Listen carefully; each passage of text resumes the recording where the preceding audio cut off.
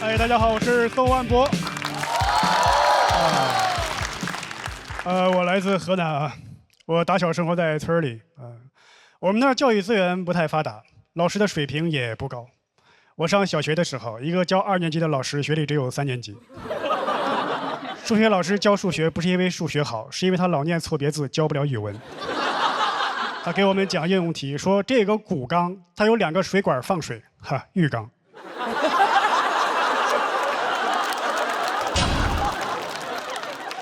学历最高的人是我们校长，初中学历。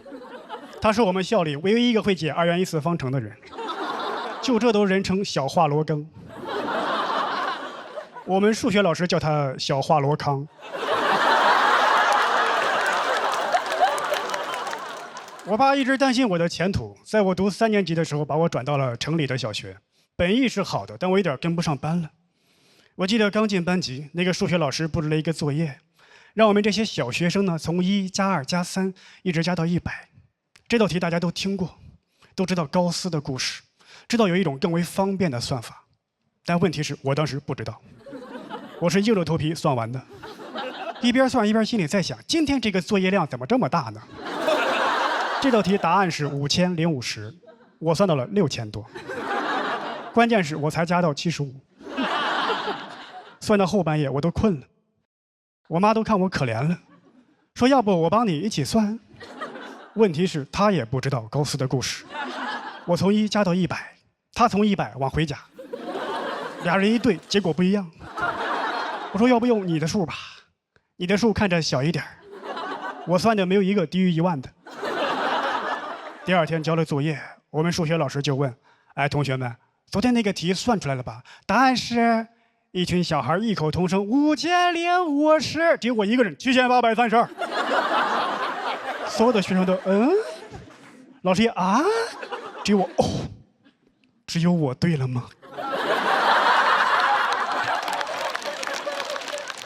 我说我错了，太丢人了。但我没有气馁，我就想起一个鸡汤小故事激励自己。就是说，爱因斯坦小的时候，老师让每个学生都坐一个小板凳。爱因斯坦做的最差，老师把他的作品放讲桌上说：“世界上还有比这个更差的小板凳吗？”爱因斯坦说：“有。”当场拿出来2更差的，说：“虽然那个很差呀，但已经是我做的最好的了。这还有2个更差的没给你呢。”一想到这儿，我就想说：“老师啊，虽然7832是个错误答案，已经是我算的最正确的了。那还有2个1万多没给你呢。”老师说：“把你家长叫过来吧。”我说：“这就是我家长算的。”我爸就有点恐惧，他给我制定了一些学习计划。第一就是阻断社交，周末就别出去玩了。赶上周末有人往我家打电话说：“喂，宋万博在家吗？”我爸一接说：“他死了。”我还在旁边站着呢，就听到对面小朋友哭成一片。然后周一又看到整整齐齐的我。我会在每个周末死去，又会在每个周一醒来。周一就是我的复活节。小伙伴一看见看见彩蛋了。我爸还有一个计划，就不要看电视了。好不容易放假看一回那个葫芦娃，有一个我特别喜欢的角色穿山甲死了。我在那抹眼泪，我爸看见了，那穿山甲是你爹呀？你爹死了你这么哭吗？我说爸，你这么说多不吉利啊！再说我哭不哭，你那会儿也不知道啊。我爸也有自己的爱好，他喜欢看电视，他一直在追一个团综《水浒传》。《水浒传》是我爸眼里最好的电视剧，经常拉我一起看。对，我不能看葫芦娃，但可以看《水浒传》。有一回演到林冲死了，我爸哭了，还背过脸儿，怕我看见嘲笑他。我当然会了，因为那一刻我就想起了穿山甲，我要报一箭之仇。但毕竟我们俩是父子，我也不方便说那句话了。爸，林冲是你爹呀。但我又想说，我只能拐弯抹角的说，我说爸，林冲死了，咱哭啥呀？咱们家姓宋啊。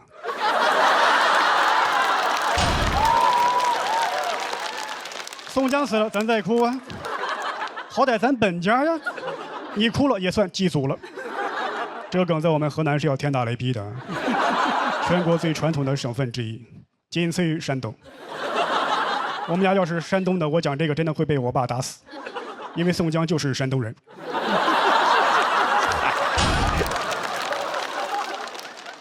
但我爸对我都这么努力了，我学习成绩也不好，因为我没有努力。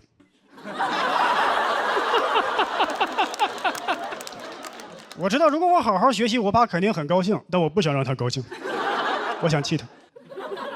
但为了我的前途，我还是得学习。我就想，我权衡之下，我说我学一点儿，我一会儿学一会儿不学，我爸就一会儿高兴一会儿不高兴。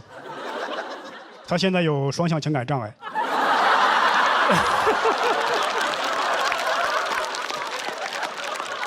最后从小学读到了初中，读到高中，还是参加完高考。高考完事之后，我爸问我，你估分估多少啊？我说你让我妈估吧，我估的没有一个低于1万的。当然，我最后是上了大学，它不是什么名校，不是211、985，就是我们平顶山市的平顶山学院。但我很知足，因为毕竟我的学历已经超越了当初的校长。如果你的起点足够低，那半山腰就是你的峰顶。更何况平顶山，它只有顶没有峰，所以我也算是毕业于顶级院校。今天就说到这里，感谢各位，我是宋万博。哎，大家好，我是宋万博。我最近才听说一个心理学上的词汇，叫抒情障碍，说的就是有些人在情感方面不太会表达，越亲近的人，他说话越难听。我们家就是这样，我们家里人都习惯把爱埋藏在心里，所以我们家就是一个障碍家族。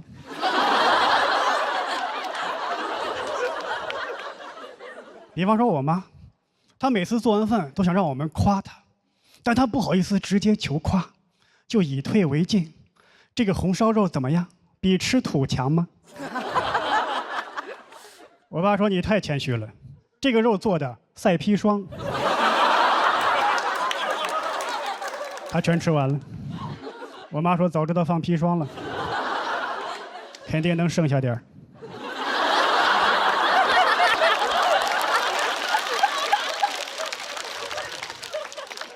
我爸倒是经常夸我，但他夸我那话还不如打我一顿呢。吃饭的时候，我给他递一双筷子，他说：“就是比养条狗强。”再聪明的狗也不会递筷子。那时我才7岁半，我哪听得懂阴阳啊？还在那回味呢，这是好话还是坏话啊？我哥又搭腔了，说：“爸，你说什么呢？边牧就会递筷子。”我那时候也傻，还想着努力超越边牧。而且我们家人吧，怎么说呢？老爱替我谦虚。邻居来我家，说这孩子安安静静写作业多老实，哪像我们家那个整天上蹿下跳的。我爸说：“哎呀，你不知道，这孩子他傻不拉几的，他整天跟个大傻不拉几似的。”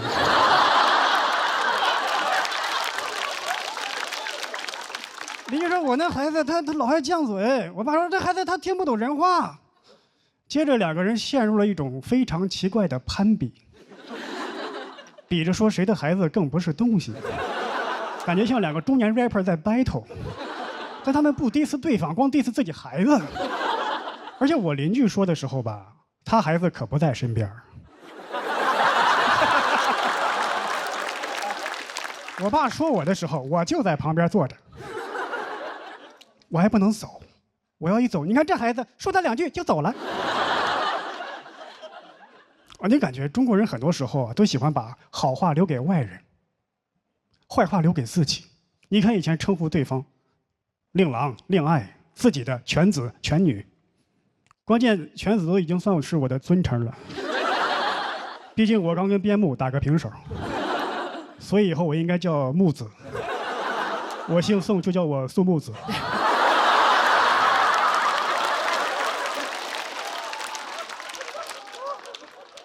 我其实很想获得我爸的认可，很想。我记得有一回，他请了他的朋友来我们家吃饭，我一推门把我吓坏了，因为他请了10几个朋友，10几个光膀子中年人。我那时候小，我哪见过那么多米其林 Pro 啊？但我还是恭恭敬敬，我说叔叔们好。我爸还不乐意呢，你瞎喊啥呢？还有你俩大爷没喊呢。谁分得清大爷和叔叔啊？我只分得清大爷和大妈。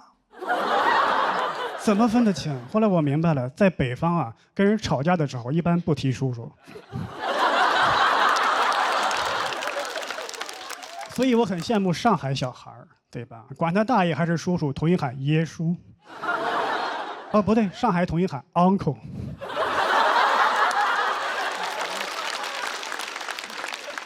还有一点就是平时在家里啊，特别喜欢给你上纲上线，你也不知道为什么，不小心打碎了一个碗，你能端住啥？这个瓷碗端不住，将来铁饭碗你更端不住。怎么说呢？才10岁我就被取消了考编资格，所以我从小跟我爸就不太亲近。我不知道在座有没有类似的感受，就是每次爸爸出差啊，你不希望他回来。就他在外边别死，但也别回来。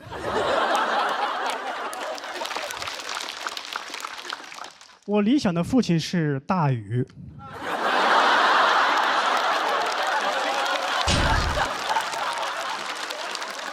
就每次一路过家门，哎，还有一个更理想的父亲是圣诞老人。对吧？早上我醒过来，我妈对我说：“你爸昨晚回来啦，一大早就走了，这还有给你的礼物。”我爸不是没想过修复我们的关系，但他表达对我们的爱，但他那个表达方式啊，只能说是惊悚。我放学回来晚了，我以为你死路上了呢。你看他就不如我厚道，我希望他在外边别死。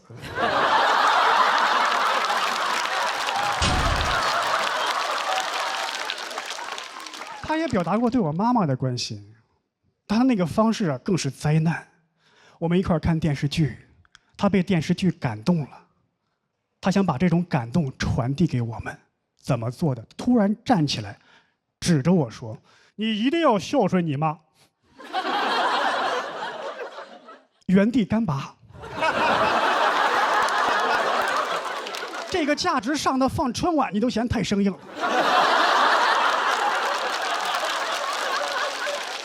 他愣是说出来了，说完他扭头走了，因为他也觉得太生硬了。我妈还得打圆场，不孝顺我也行，你一定要孝顺你爸。看个剧感动成这样，关键我们当时看的那个剧，它是《水浒传》呢。我爸对我影响很大，在他长期教育之下呀，我逐渐活成了他的样子。我也不会表达。其实我爸每次出差，我真的很想他，但我说不出来。他每次回来，我妈说：“你快去接他。”我说：“好嘞，你去接他。”一到门口，我们相顾无言，不知道怎么办。外国人会拥抱，我们不会，我们俩就……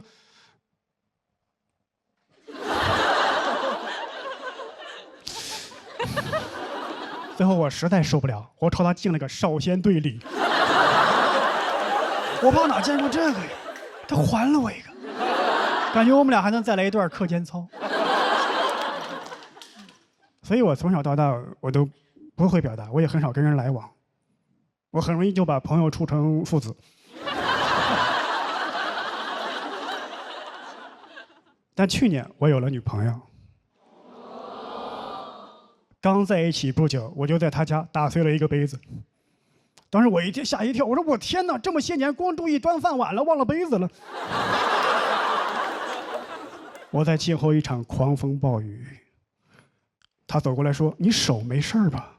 我说：“不应该先骂我吗？”没有。接下来我们把碎片收拾好，放进垃圾桶。聊天刷剧，没有人再提到过杯子的事情。我说：“哦，原来这个事情可以这么简单就结束啊！我以前可没有经历过，原来能这么简单就结束。”我就感觉属于我的人生才刚刚开始。我今天就说到这里，感谢各位。大家好，我是宋万博。今年我的人生取得了重大突破，我找到了女朋友。我是在交友软件上找到的。说实话，一开始有点犹豫，因为我一个朋友跟我说不要用那玩意儿，上面男男女女都可乱了，不是啥正经地方，你别下载。我下载了。使用感受怎么说呢？就一个男生啊，一个男生，如果你不是特别帅的话，你是感受不到乱的。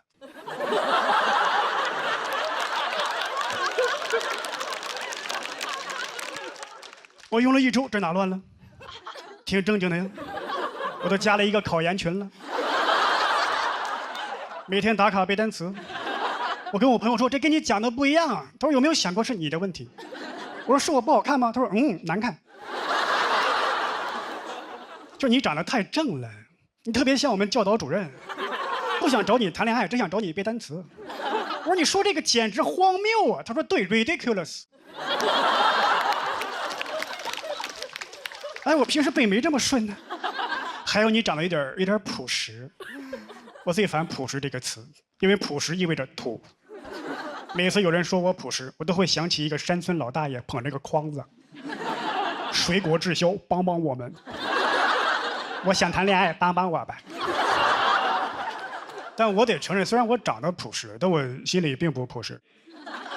我不是我这张脸的人，只是长成了这个样子。我就这么说吧，很多男生心里头都住着一个渣男，只是被他糟糕的外表锁住了。当然也有些没锁住。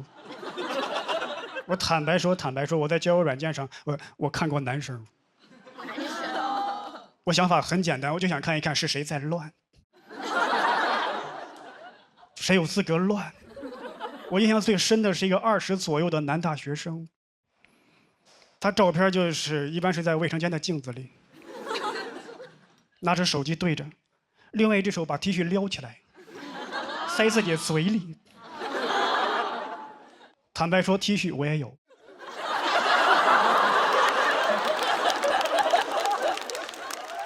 但我差的是 T 恤吗？我要是把 T 恤撩起来，特别像30天减肥的第1天。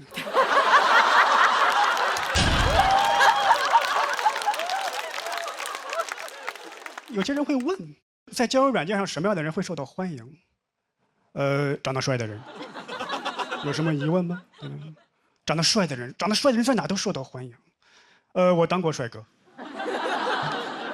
我不帅，但是我当过帅哥。我就是当过。就去年，我大姨来北京了，当时我还没有女朋友，她问我有对象了吗？我说没有，长这么帅没对象。这句话暖了我1整年。我6岁那年，她也这么夸过我，暖了我30年。去年到期了，又给我续上了。我衷心希望我大姨长命百岁。但我真正体会过帅哥待遇是20年前了。当时呢，我是一个转校生，高中嘛，而且20年前流行一部偶像剧叫《王子变青蛙》，有人说我像那个男主角明道，还有人说我像阮经天。像不代表帅，像2大帅哥却不帅，感觉像是集2大帅哥缺点于一身。但在我们学校传遍了，还有一个 slogan 说台湾省2大帅哥强势登陆河南。会有女生手牵手来看我，你能想象他们希望有多大，失望就有多大，一失望就会撒气儿。一般是练体育的女生打头阵，一脚把门踹开，那个像明道的人出来，我看一眼。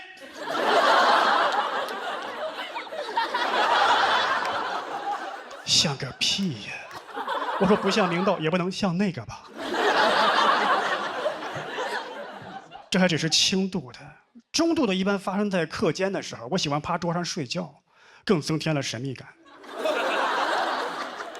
想象一下，转校生，教室的后排，课间喜欢睡觉，符合校园帅哥的一切设定，就差帅了。会有女生头从那窗户那都钻进来了，就他一瞪我看一眼，我看一眼，开。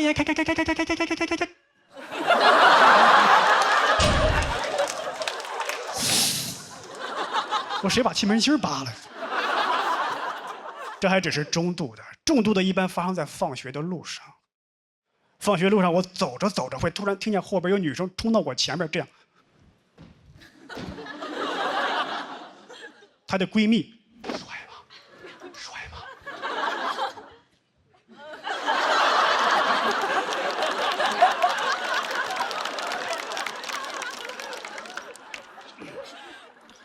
关键是我招谁惹谁了。但我也不怪他们，我觉得要怪就怪那个第一个看完我失望回去那个女生。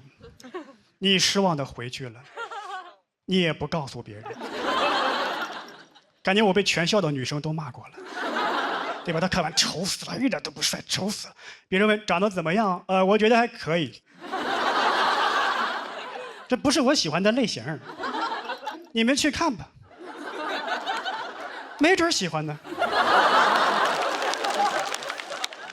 丑死了。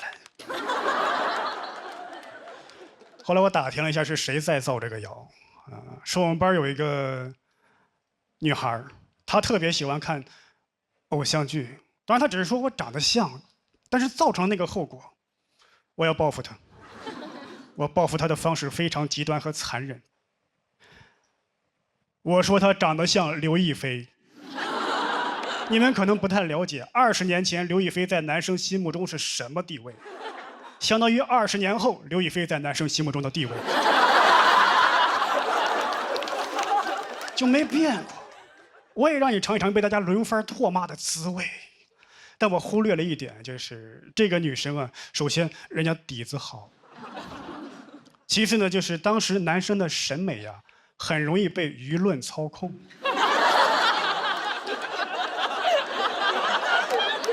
看着看着自己信了，还真有点像哎。从此有一个新的谣言产生了，说高2 6班呀有一对金童玉女，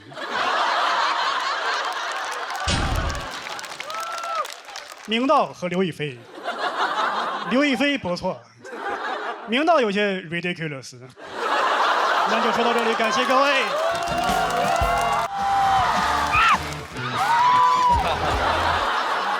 我最近一直在拍戏，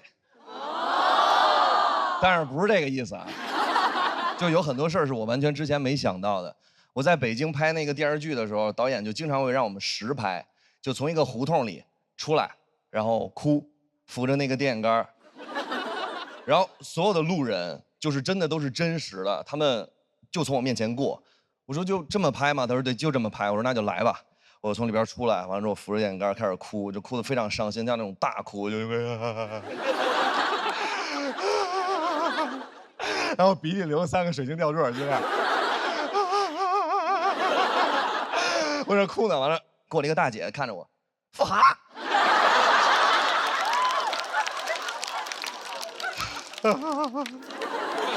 我说拍摄呢。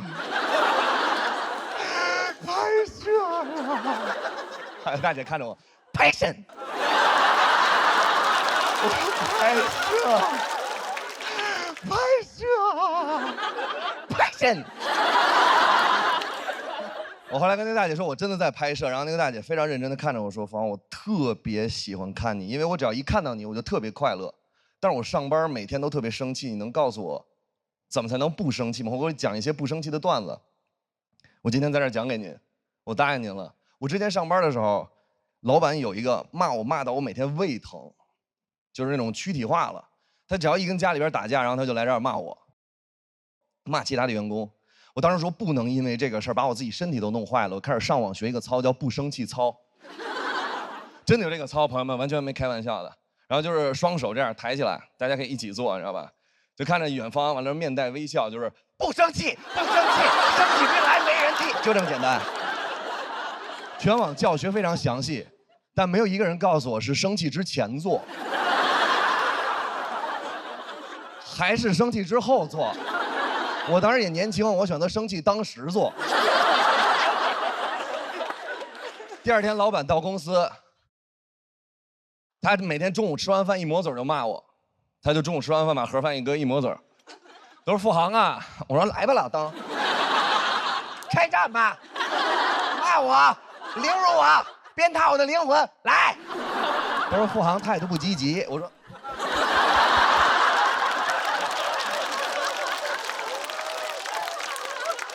朋友们，我真的跟你们说一下啊，第一次的不生气操真的推荐你们去做，因为第一次跟后面的无数次完全不一样。因为第一次你100%会被自己蠢笑。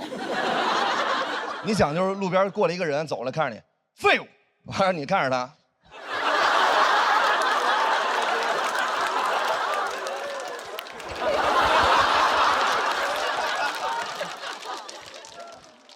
坐一会儿就笑了。就是后面没什么用了，因为只有最开始做的时候有用。然后我就研究了一下，外练筋骨皮真的帮不到我，我必须要内外兼修。我要想从我的内调完了之后跟外一起结合。我想怎么才能内外兼修呢？就比如说是，我开始思考，从小我只要一难过，别人一骂我我就难过，难过我就哭，啊，一夸我就笑，我的情绪完全掌握在别人手里。我不要，我要反其道而行之。哎，别人骂我，我难过，我就到这儿，嘿嘿，大脑都懵了，大脑每天我内外兼修，提前1个小时到公司，办公室里没有人，比如这是你的工位吧，然后我就围着那个工位，真的就是每天练。我太难过了，就是不生气，不生气，生起病来没人气，嘿嘿，不生气。同事跟同学一样都不跟我说话了，因为办公室有监控。他们开始传说付航有单枪匹马一个人做法给老板做死。他们说只要做够31天，老板嘎巴死。我说你们想太多了。他们把视频拿出来给老板看，也给我看，的确稍微有点吓人。你就想嘛，明天早上起来这是你的工位。然后你的同事把书包一放，把肩膀一搁，不生气，不生气，生起病来没人替。不生气，不生气，生起病来没人替。老板当时看完那个手机，在办公室头发掉地上捡起来揣兜里，指甲都不敢剪，他怕我给他收走了，给他做死。他从那天开始就跟我稍微有点小小的隔阂了。他决定要裁员，说是2选1啊，因为老员工有感情，我跟一个大哥，我们俩只能留一个人。我们俩从知道这个消息之前是好朋友，知道之后一瞬间变成敌人。然后我们在宣布裁谁之前都没法对话了，啊，我们那时候已经是纯仇人了。然后在宣布之前，我一直翻我跟那个大哥的聊天记录，我翻，我突然发到我刚入职时候那大哥特别帮着我。我当时一想，付航有点难看了。我堂堂7尺男儿，到哪儿能没口饭吃？我啪一拍桌子，我说老板，我主动离职啊！老板说本来也是你，天天就会狗叫，还有你们俩都滚。我说啊，不是说老员工有感情，所以说2选1吗？他跟我说了一句话，我永远忘不了。他看着我说，做生意要什么感情？哇哦！就从那天开始，我去任何一个工作，我都不会投入任何多余的，比如说是同事给我一个眼神，老板说我一句什么，我非常简单，我就是到那儿拿钱我就走，就是拿钱我就走。现在录节目也是，不是？对啊。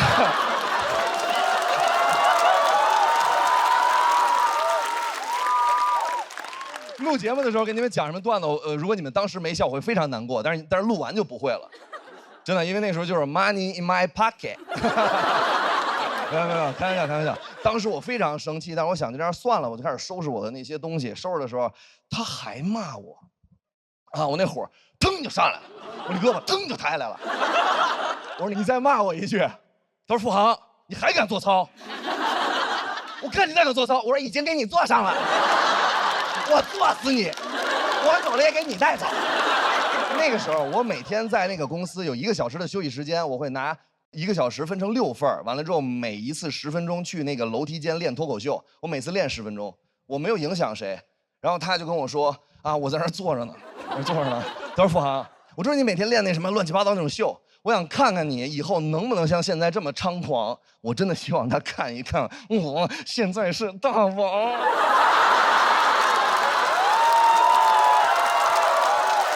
白玉兰的现场要是这样就好了。但是只要有机会我就去，任何颁奖礼我都去。我从来不怕场子凉，我就怕恐惧。因为不管场子有多凉，我都不难过，因为我的鲜血永远炙热。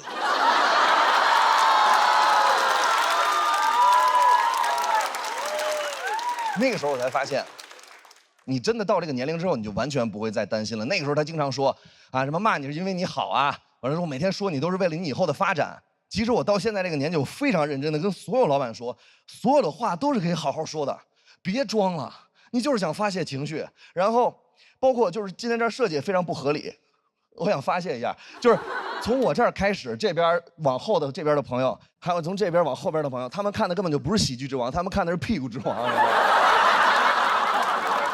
他一晚上都没有看到过别人的正脸，真的，大哥，我再给你演一遍。不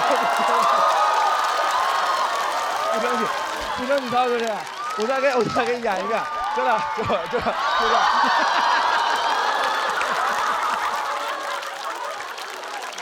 真的，大哥太辛苦了。然后，我就希望就是大家能开心一点，但是今天大家肯定会非常开心，为什么呢？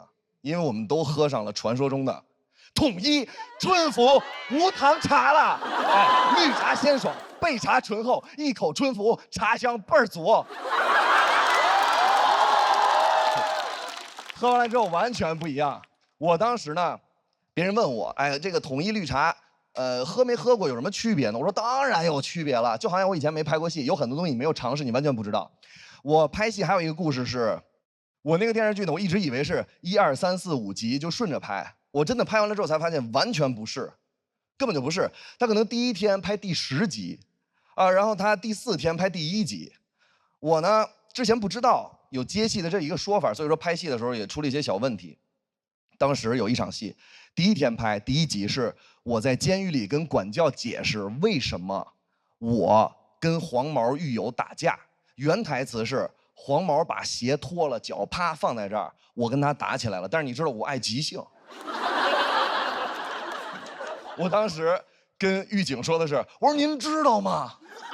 黄毛把鞋脱了，脚啪放这儿，塞我嘴里了。导演说过，我说太棒了。过了3天，拍我跟黄毛打架。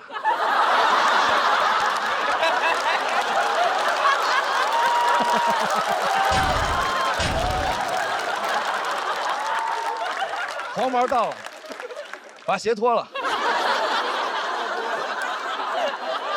我准备好了。突然，导演说3、2、1，开始。他刚说开始，突然出现一个小胖子，停。导演，我是场记。付航那天说了，黄毛把脚丫塞到他的嘴里了。我当时天都塌了，我天都塌了。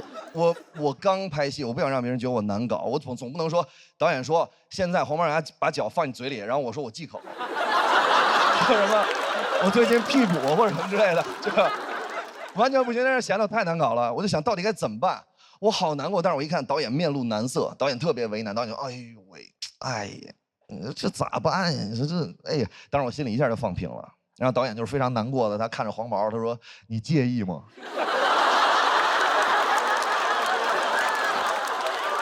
我说他的脚丫在我的嘴里，你问他介意吗？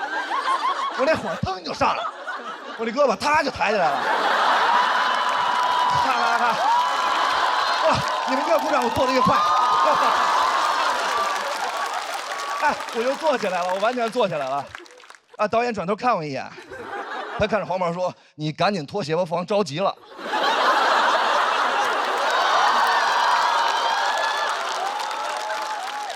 没有结尾，就是希望大家开心一点。谢谢。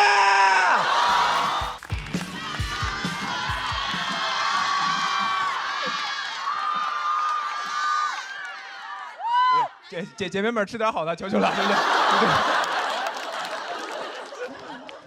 来，演出，大家好，我是圆圆。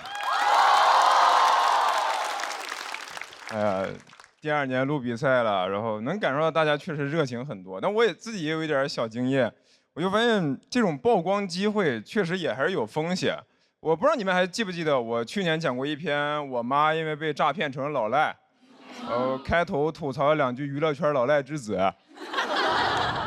讲完之后，节目组问我说：“哎，那你妈欠的钱还完了吗？”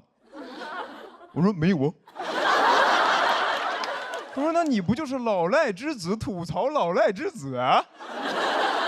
然后节目组就让我在播之前把钱还完。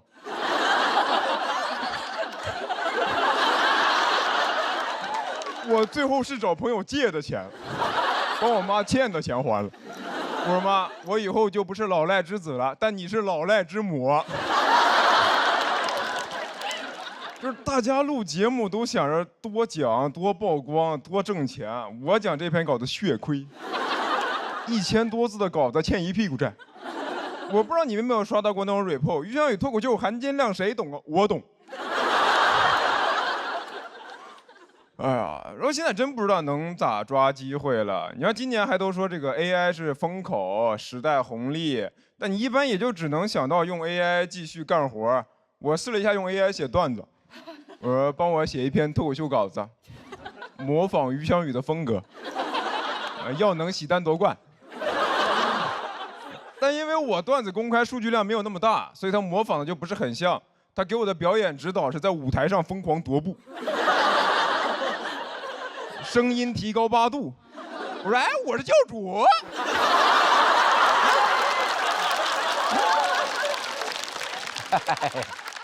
但是 AI 的东西看多了之后吧，你又会觉得这个世界还挺割裂的，因为你身边朋友一般都是担心因为 AI 失业嘛，但你确实又能看到有人靠 AI 挣钱。我之前看过一个采访，就台下一个观众问一个那种科技大佬说 AI 肯定会造就一批富豪，但也会造成大量失业问题，请问该怎么解决？那个 CEO 说 AI 时代机遇与挑战并存。我说啊，但它不并存在同一个人身上啊。我们这儿全是挑战，你哐哐机遇。哇，你怎么不直接说你下岗啊？你下岗啊？我啊上富豪榜啊。就是现在的人说话都不过脑子了吗？哎，我就不信瓦特改良蒸汽机淘汰纺织工人的时候会说蒸汽时代机遇与挑战并存。纺织工人说瓦特的脑子瓦特了，咱们要不干掉他吧，反正进去也是踩缝纫机。我看完那个采访之后真的就是生气，我就希望 AI 能快点发展统治人类，那就人人平等了，没有人上人，全都是 AI 的下人。就 AI 战胜人类，马斯克失去的一定比我多，我没有什么好失去的。我说老马最近咋样啊？他说4000亿美金全部清零，你呢？我说我挺好的，我花呗清零了。到时候那个富豪榜上面就80亿人并列首富，按姓氏笔画排序。我于翔宇啊，力压马化腾、刘强东跟张一鸣。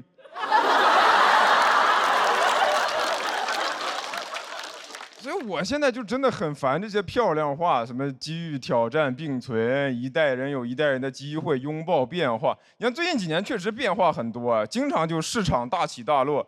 每次那种股票基金暴跌的时候，都会有人说：“哎呦，抄底的好机会。”但是我看到我的基金大跌，我只有一个反应，就啊！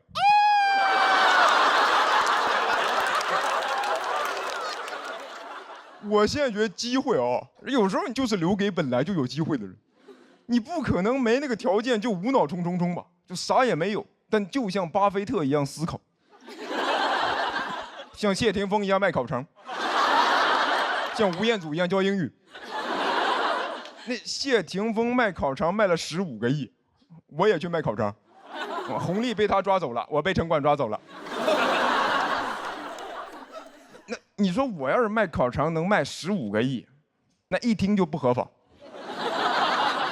那烤肠得多上瘾，那淀粉肠里是淀粉吗？这就是机遇监狱并存。有时候我自己感觉有些事儿努力也有点徒劳。我去年搬来上海，我那个房子是大房东直租，我当时问他，我说你这个房子不会突然卖吧？他说你放心，我不卖的。我这套是专门用来出租的，我有10几套呢。你不信我给你看。他手机上有个 Excel， 我看着那个 Excel 是真的说不出 Word。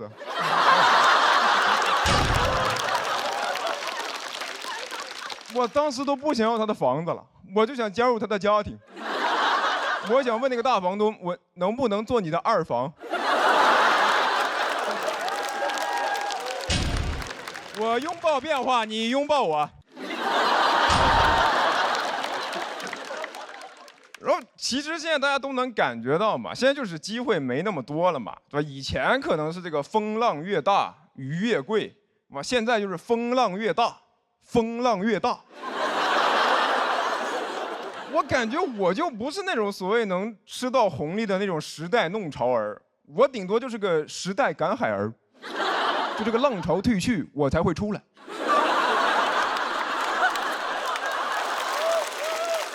这能不能捡点啥呢？哎，这是个海螺，哎，听，是我哭的声音。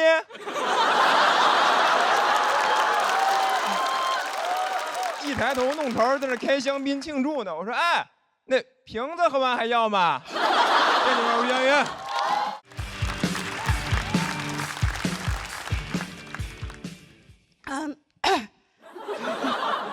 大家好，我是来自山东临沂沂蒙山的房主任。问一下大家啊，大家都有工作吗？有。我也有。适合大妈的工作只有2个啊，脱口秀演员和环卫工人。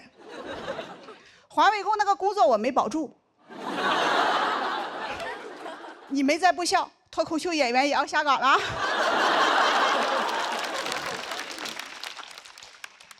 当脱口秀俱乐部老板邀请我来讲脱口秀，好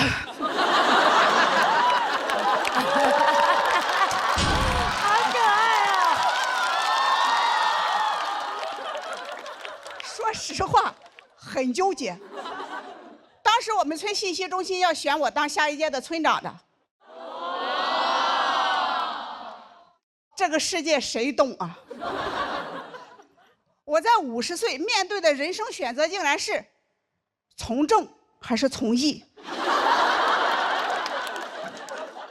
我可是个山东人。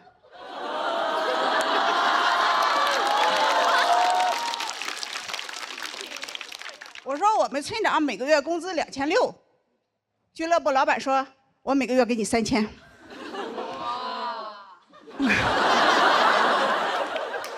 我说其实吧，他钱不钱的无所谓，我就是热爱舞台。我问老板什么是脱口秀，老板说就是站到台上讲讲别人的坏话。我说这不碰到我强项了吗？我有着30年专业造谣和传谣的经验。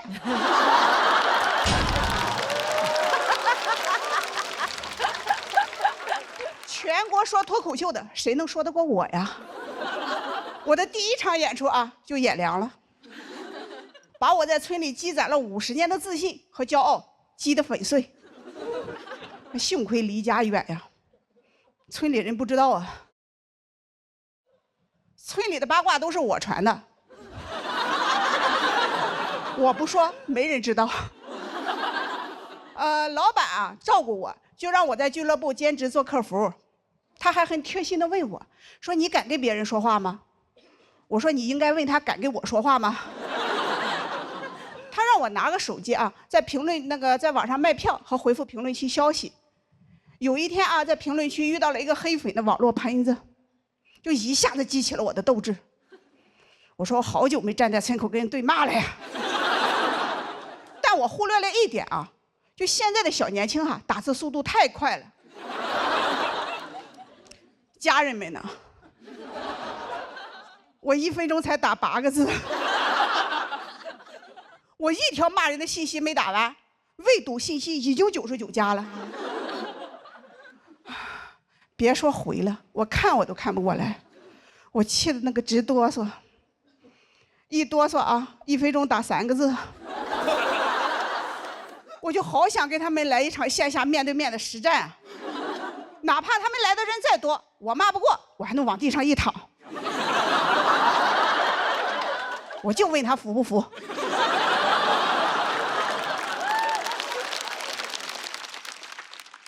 我一连回怼了好几天，第一天50人，第二天100，第3天200，是我的血压。我感觉我一个人在对战整个互联网，这互联网环境它也太差了，还有我们村头好。我问老板还有别的岗位吗？老板说接电话。我说这不又回到我强项了吗？上岗的第1天就被投诉了，说我态度不好。我说我哪态度不好了？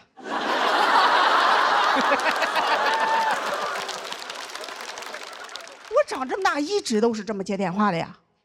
喂，谁啊？老板说大姐呀，你要用夹子音。你要说喂，你好啊。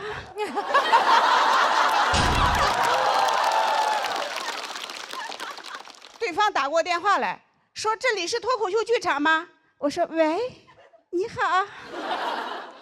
对方说我要买票，我说喂，你好啊。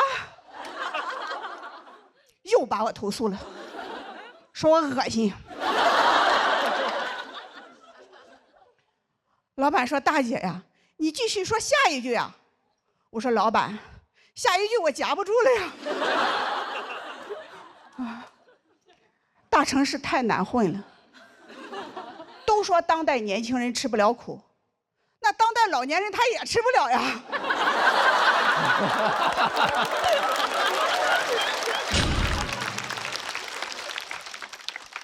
我还是干脆回村算了，回到村里种地吧，老年。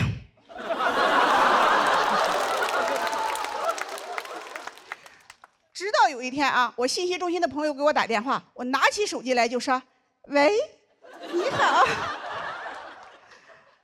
电话那头传来熟悉的乡音，说：“哎，这是方主任电话吗？”我说：“啊，是我。”我朋友说：“俺娘嘞，这城里人他就是不一样了哈。”我说：“你不懂，在大城市工作说话他就这样。”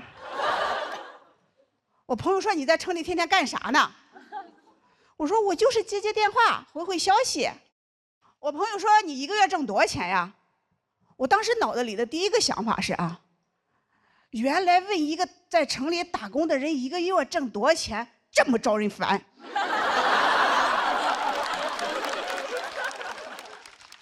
我一想到啊要被村里那些7大外甥8大侄女的嘀咕，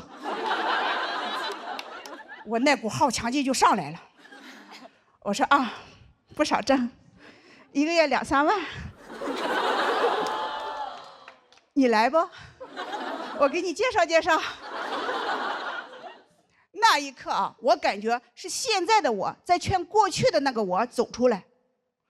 第2天我就接到我女儿电话了。我女儿说：“妈，你到底在哪呢？全村的人都在传，你进了诈骗组织了，你快回来吧。”我说：“闺女啊，现在吧，妈妈走的有点远，已经走到比赛的第3轮了。”